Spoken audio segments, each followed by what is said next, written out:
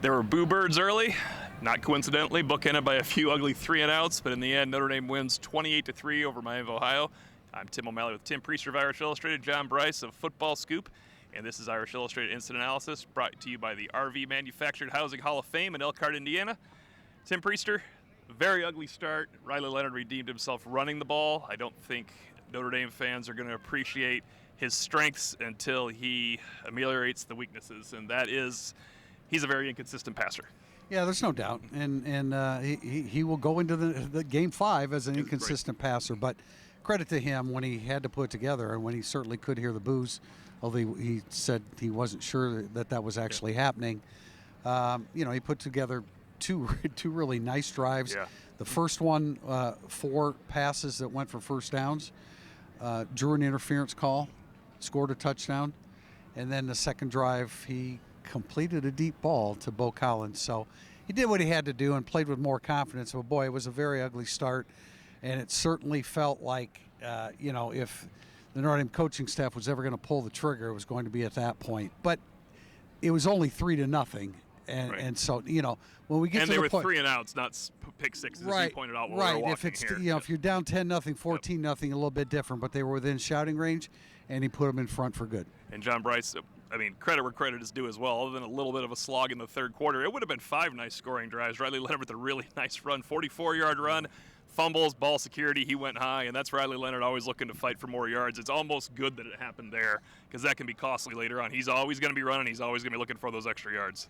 To Gerald's points, certainly, and that's a good one. It was 28-0 that Notre Dame outscored Miami over the last 33 minutes. That's as close as we've seen to a complete performance for an extended period of time. That's not a full game, and that's still not what Notre Dame has to do. I thought the biggest thing that Riley Leonard today did was when he blew a couple of really easy early throws that were clear confidence builders and stuff that Notre Dame can build on in general with this offense, because it likes to motion him and it likes to get a Mitch Evans or somebody like that out on the edge rolling in the direction of the sidelines. When he blew those, he still had enough confidence, or belief I should say, to trust his targets and test things downfield and to throw up some 50-50 balls. We talked pregame about him throwing up some 50-50 balls specifically to Chris Mitchell. He did that. He targeted Mitchell 4 times today, he targeted Mitchell Evans 4 times today, and Chris Mitchell 4 times today, and a target for Eli Raridon. Those are all guys that we talked about on the pregame show.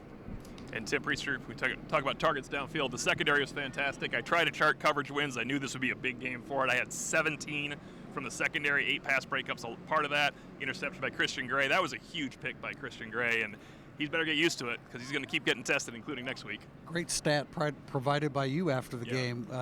This secondary was outstanding.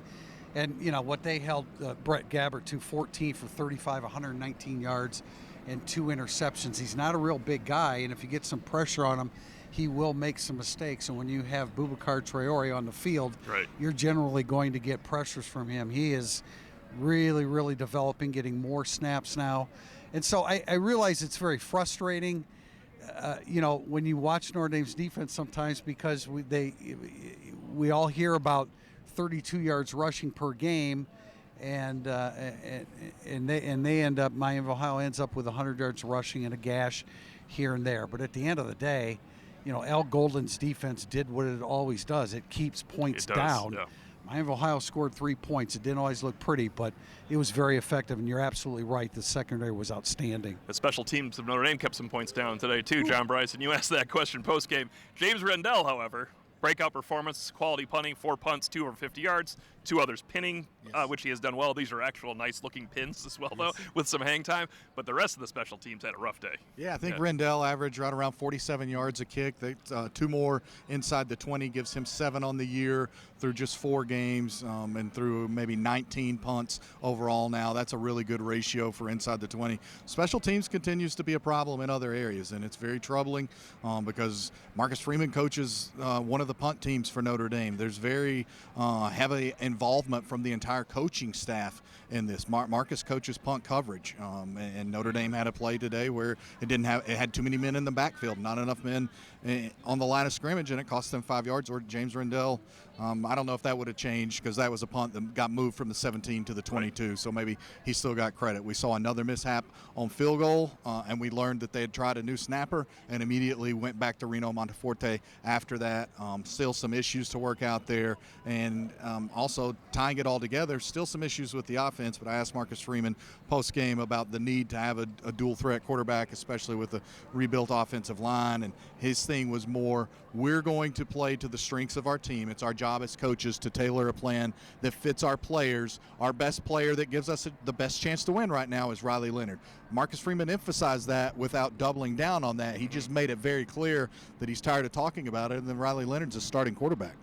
And actually, Riley Leonard used your statistic about the offensive line. He joked they had more starts today going in than they have all season 37 because of Spindler and Coogan. Yeah. But he was serious because he was saying that, look, we haven't been together, but those guys are veterans.